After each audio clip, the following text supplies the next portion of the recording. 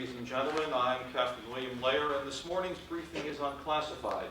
And the unclassified topic is cholesterol, number 5 in a series of briefings on physical fitness. We constantly hear about the dangers of cholesterol, how it is a major factor in causing heart disease, hardening of the arteries, and an assortment of health problems, how it threatens health in general. But what is cholesterol? By definition, cholesterol and triglyceride are the primary fats found in the body. But cholesterol is our topic this morning. And by definition, it is a yellow, waxy substance essential for the functioning of tissues and hormones. It exists in two forms: LDL, low-density lipoprotein, the type of cholesterol which clogs your arteries, and HDL, the good cholesterol, which fights the buildup in the arteries. The yin and the yang of cholesterol. The body produces the cholesterol it needs through the liver. The rest comes from what we eat or what we shouldn't eat. As the body only needs a small amount of cholesterol to function, the remainder enters the walls of the arteries, clings there, as the next slide will show you, in the heart of Boris Yeltsin.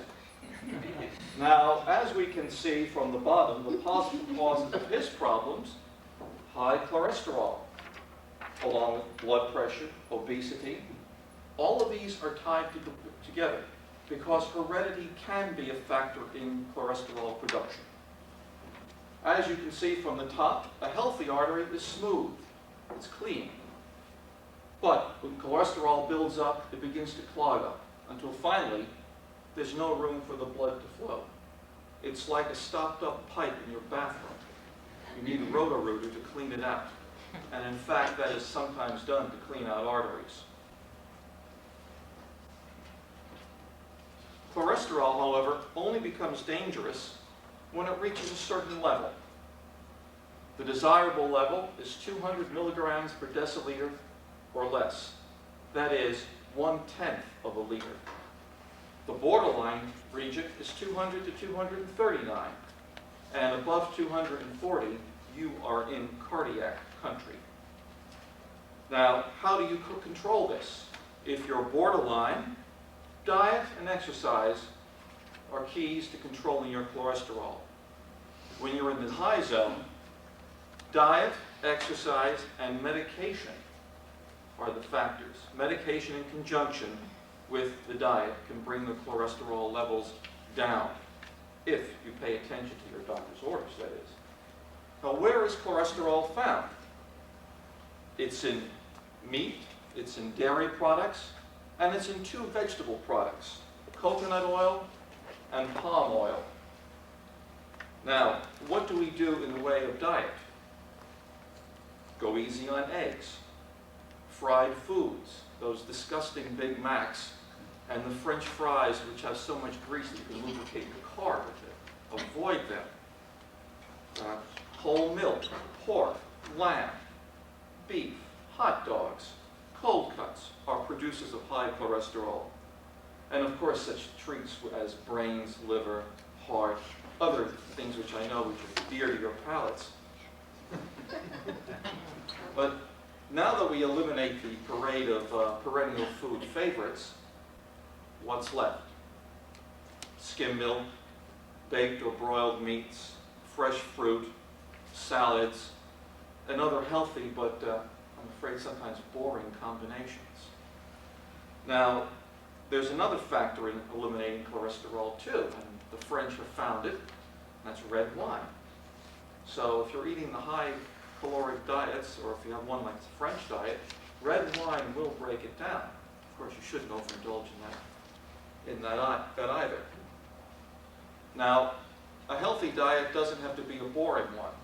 As Julia Child says, if it looks bad for you, it can't possibly be good. So the key to managing your diet, managing your cholesterol, is moderation. Moderation in the size of the portions you eat, moderation in the types of foods you take. The other way to do it is exercise. aerobic exercise will burn up the causes of cholesterol. They use the large muscles, and the synergistic effect is lower cholesterol. Now, what are we to make of the sometimes contradictory information? The French eat fatty foods, drink red wine, no cholesterol. The key, moderation. That concludes my statements. Are there any questions?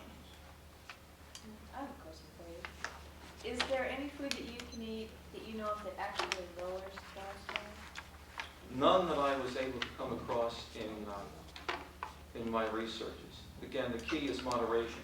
There are some people who, no matter what they eat, their body manufactures a high level of cholesterol. And ongoing studies are even questioning the entire cholesterol approach to heart problems and other physical problems. To answer your question, I was told that oatmeal will help lower your cholesterol because it helped lower mine. I had that problem. And oatmeal, eating it daily, lowered my cholesterol level. And then cutting back on shellfish too. But the question is, and this is one of the criticisms of the oatmeal data, was it the fact that the oatmeal itself was helping thin it out, or was it the fact that you got full on oatmeal, which has no cholesterol, and therefore you didn't desire to eat any more? You replaced the amount of food you would have eaten because of the oatmeal, and so you were taking in less of the other kind of foods that gave you the cholesterol. And so there's this controversy. I don't think we know enough about science yet to figure out that one. Oatmeal is so disgusting to look at. Don't look at it, just eat it. Well, if you go to No, Europe, see, I don't you'll put have butter. several courses at dinner, but the portions are small. You go to some places here, you can have a 2-pound steak. God, how can you eat that much? Obviously, you haven't eaten in Germany. Well, There's nothing small about their portions of there's food. nothing small about them. But that's because the beer, not the food. Well, unlike That's the, true, though. That is true. Unlike the French, though, the German drinking habits are a bit different. Their alcoholism rate is just a little higher. Oh, I'm sure it is. It increased ours. The Italians don't have the dietary problem or the alcohol problem. It's just their way of. What was the final conclusion? You should eat different foods and drink more wine? Excellent point. But do everything in moderation. If that concludes the questions, I would say, in summary, that cholesterol is necessary for the body to function, but too much of the wrong kind is dangerous. Reducing saturated fats and increasing external. Why are ladies not ready? You're not ready? Yeah.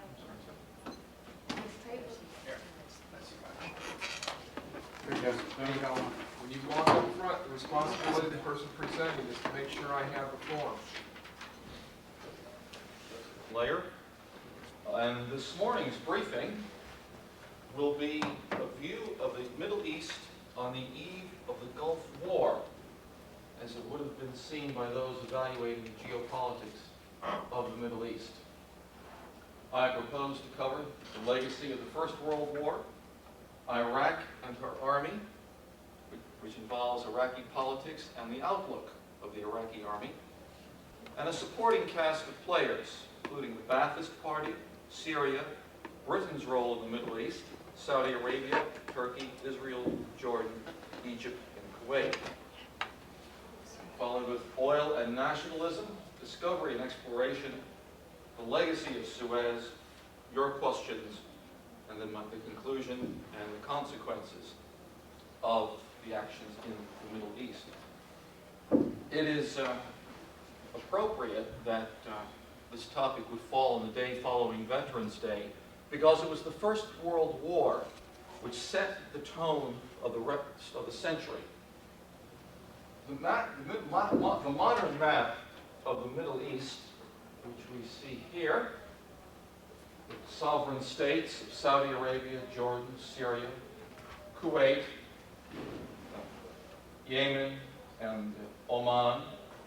The bottom part, formerly known as the Aden Protectorate, is largely a creation of the treaties following the First World War, the Sykes-Picot Agreement, and several others between the British and the French. Up until the end of that war, the area was part of the Ottoman Empire. As you can see from the map, Iraq did not even exist. However, Kuwait did, and had existed as a principality from the 19th century on, ruled by the Al-Sabahs, and became a British protectorate in the 19th century. Saudi Arabia did not exist. Israel and Jordan were non-existent. Lebanon, as an independent country, did not exist, and neither did Syria. Syria and Lebanon were geopolitical terms, not representative of actual states. The area of Iraq, which is in through here, was known as Mesopotamia. In ancient times and up until modern times, one of the little tricks of Saddam Hussein is to portray himself as a descendant of the rulers of Mesopotamia, as well as the great Arab leaders, including Saladin of the Middle Ages. There's a little irony there, because Saladin was a Kurd, a people Saddam Hussein tried very strongly to eliminate. Following the breakup of the Ottoman Empire, Iraq fell into the British sphere of influence. The great British influence, or rather the great British interest, was in the oil fields around Mosul. Still productive oil fields to this day. And this was key because the Royal Navy had converted from coal to oil. Thus, the oil fields became quite strategic to Britain's interests. Now, Iraq as a nation was one of the first Arab states to gain independence in 1932, and it did so as a monarchy under the Husseins, cousins of the present-day King of Jordan. The Husseins held power until 1958, when a bloody coup led by the Ba'athist Party and the army overthrew them and dragged the king, the prime minister, and the crown prince through the streets. I remember as a kid seeing the photographs of bodies being pulled through the streets of Baghdad. Now, the army had been involved in coups once before, in 1936. Indeed, the great role of the Iraqi army has been to beat up on other Iraqis. And it hasn't proven itself a formidable fighting force. In 1941, it tried to take on the British and got beaten. And in the Arab-Israeli wars, it suffered the same fate. One of the key people to look at the Iraqi army was Haim Herzog in his book, The Arab-Israeli Wars, where he credits the Iraqi army with having good engineers, but not really good fighting forces. And he gives as a reason, engineers don't stage coups. Infantry, tankers, they can stage coups. So by keeping those people down, the party in power keeps itself in power. Now, after the monarchy was overthrown and the Ba'athist Party came to power, their key leader at that time was Qasim. Qasim also tried to move into Kuwait in 1961. It didn't work because the British rushed up troops from Aden and from their African outposts to stop him. They were later replaced by a joint Arab army, which puts to the lie the myth of Arab solidarity. But, Qasim continued to fail, and he met the fate of anyone who failed in Iraqi politics. He was overthrown and killed. And it's because of that pattern in Iraqi politics that George Bush and the Allies thought that once he was pushed back in the Gulf War, he would be overthrown. But he's a tougher bird than people give him credit for, especially since he is a Sunni Muslim ruling over a nation largely Shiite, and because the officer corps of the Iraqi army has usually been urban and suburban dwellers. He is from a small village. As a matter of fact, the Iraqi army got started. Its officer corps came out of deserted the old Ottoman Empire, came over to fight with Lawrence of Arabia, and that formed the core of the Iraqi army. Now, in its other operations, it has taken largely from Soviet doctrine. Explains digging in their tanks, the strong points they created in the border above Kuwait.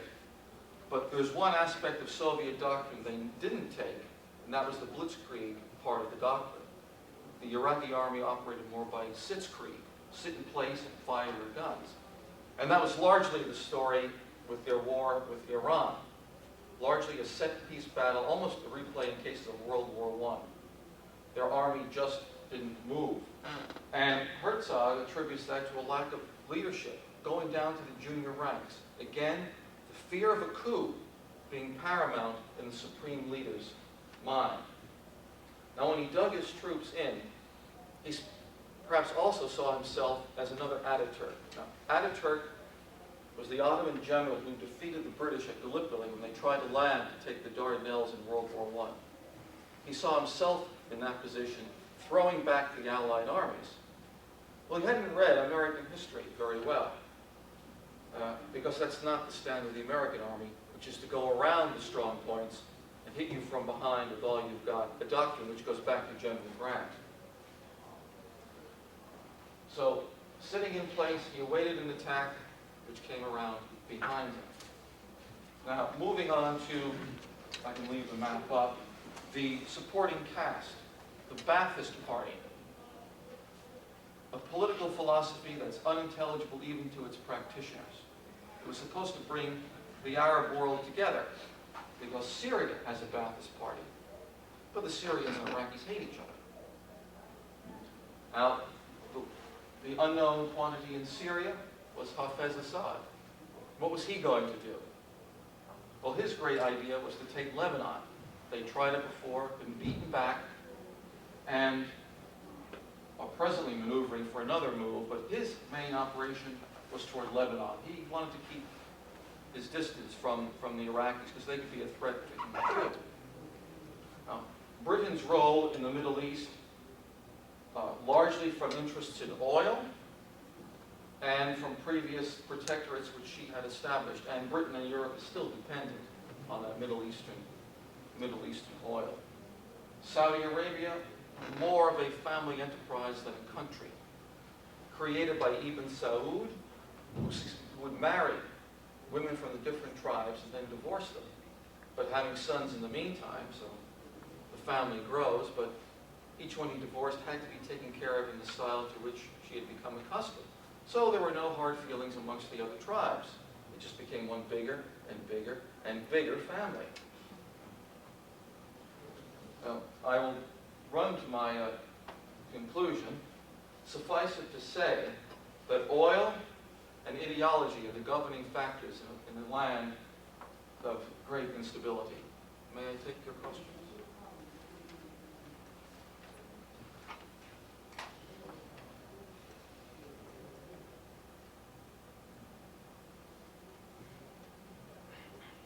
In the war with Iran, which our friend saw also started, Yes, sir. as I recall, that one started out more as a blitzkrieg, but then they ran out of impetus and then, got down to Sitzkrieg and some very dirty fighting to include probably some camp. Probably the Iranians were also using human minesweepers. Didn't have the equipment, so send people out to clear the minefields. Yeah, both sides are a little ancient in the art of war.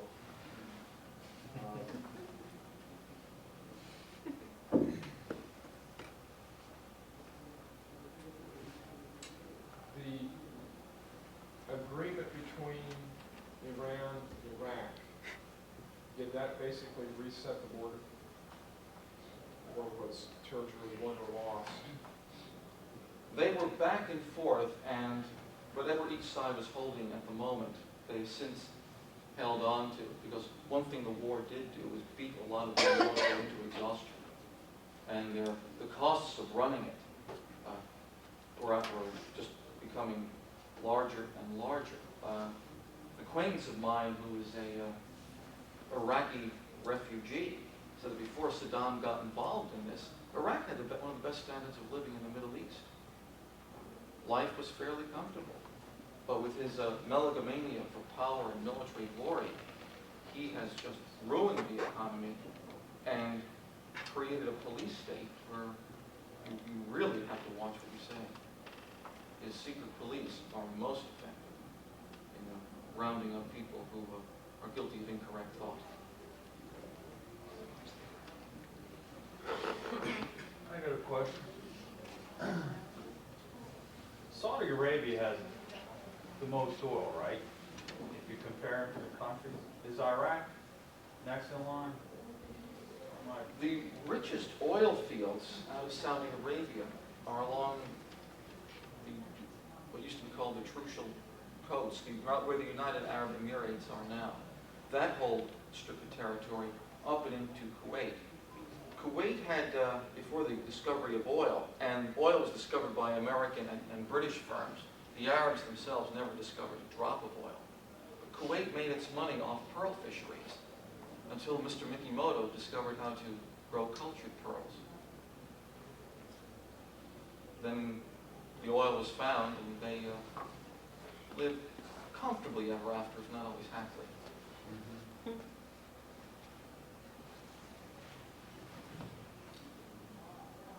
Are there any further questions?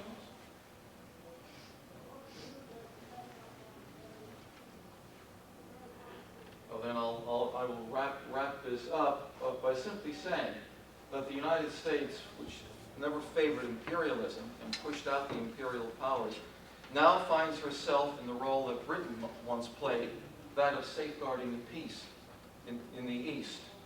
It is one of those ironies of history that a role the country eschewed now has taken on. And that concludes my briefing. Good review. I have that, sir. The introduction and the greeting, hit all the points, did that very well. Talked about the procedure, gave us an agenda. See, in the body, no classification was required. We all know it's underclassified. The body, you showed the agenda, you knew the topic well, and transitions I thought were a little bit vague and tended to jump around initially a little bit throughout the topic. I kind of lost track of it a little bit. It might be just me. That's what I saw. The physical behavior, very, very good. Very good, very strong. You moved around a little bit, but never did anyone think that you were a cage lion just walking around. The gestures were very strong. You used your hands pointed towards the screen. Turned your back a little bit at the beginning towards this side of the room a lot, but I think that was more of a function of just pointing at the slides. You never stopped talking. You didn't talk to the slides. You were talking to us a lot. Your vocal variation was very, very good. Your word use was good. Pronunciation of some of these words was very good. The visual aids, at first the slides were a little bit busy. I thought the agenda and then the map, the other map was a little bit difficult to read, the first one. Other than that, they were pretty good. You answered the questions well. You obviously knew your topic well, and you took questions and guided us through it. I liked your use of humor and satire throughout the brief. That's what I have, sir. Okay. You carried us along in the brief. I know you told me where you were going to take me, and at points you just swept us through, but other times I was wondering where we were going. It's sort of a directed cloud in terms of the organization. You had your slides, unfortunately, on the wrong side, so that as you were changing them, you came completely across the slide in bringing it up, and it would be better had you had your slides on the slide closest to you, so that you didn't have to reach across it as a simple transition, because it became awkward for you. There were points in time where suddenly you were talking about he, who he, and I eventually understood you to mean Saddam Hussein, but you're coming down and you had mentioned a number of historical characters, and then you would refer back to he without bringing us back into, I think it would be appropriate at points to say Saddam Hussein, and then the use of he would be okay, but you did some logic jumps back to your subject person without bringing the rest of us with you. You obviously know your subject, and you did a very good job on research.